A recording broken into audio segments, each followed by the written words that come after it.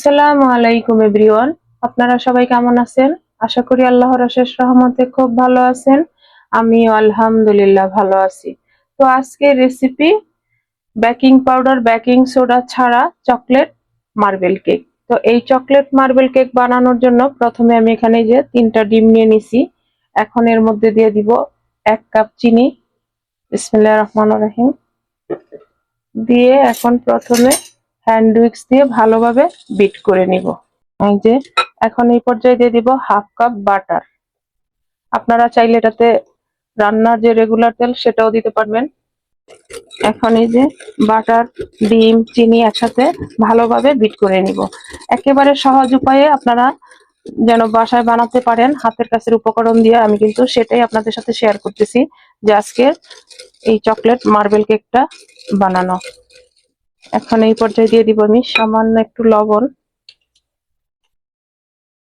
এই যে দিয়ে দিলাম। এখন এখানে দিব আমি 1 কাপের মতো লিকুইড দুধ। এখন দুধ, ডিম সবকিছু একসাথে ভালোভাবে মিশিয়ে নিব। এখন এই পর্যায়ে দিয়ে দিব আমি 150 গ্রাম ময়দা। একটু চেলে নিব।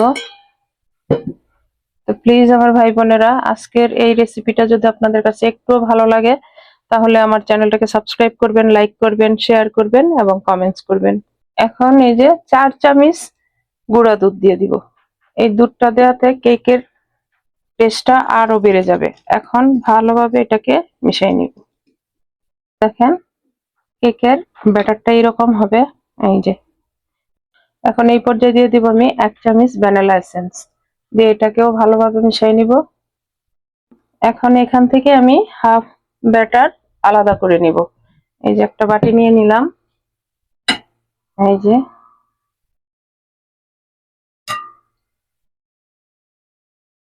এখন এইখানে আমি 1 কাপ কোকো পাউডার দিয়ে দিব।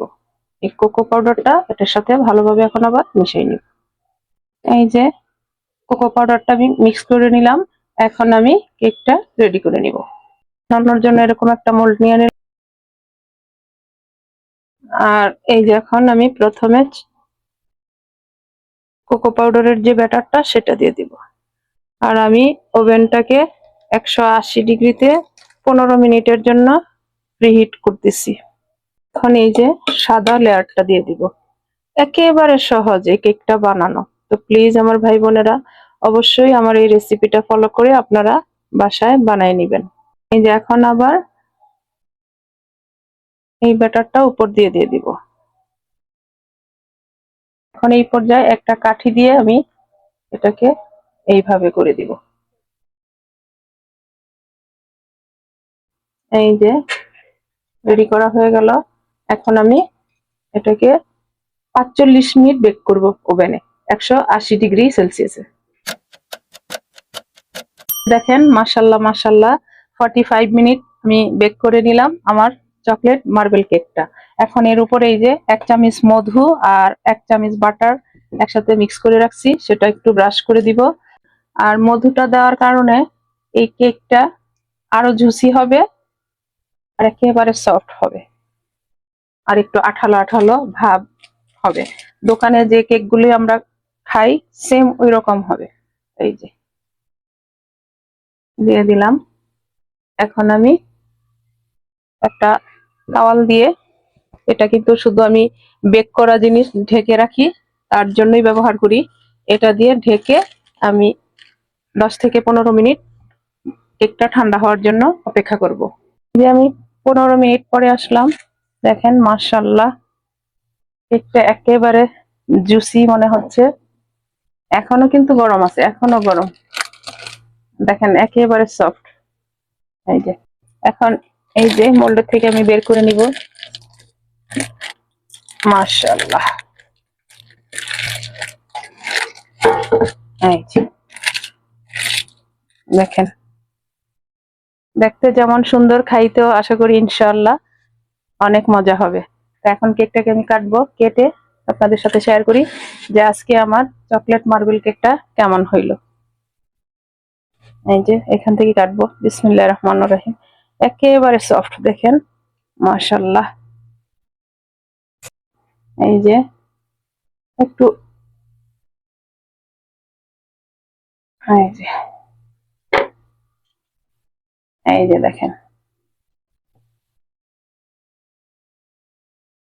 এইভাবে আমি কেকটা কাটার পরে সার্ভ করে আবার আমি আপনাদের সাথে শেয়ার করব। এই যে দেখেন একেবারে সফট।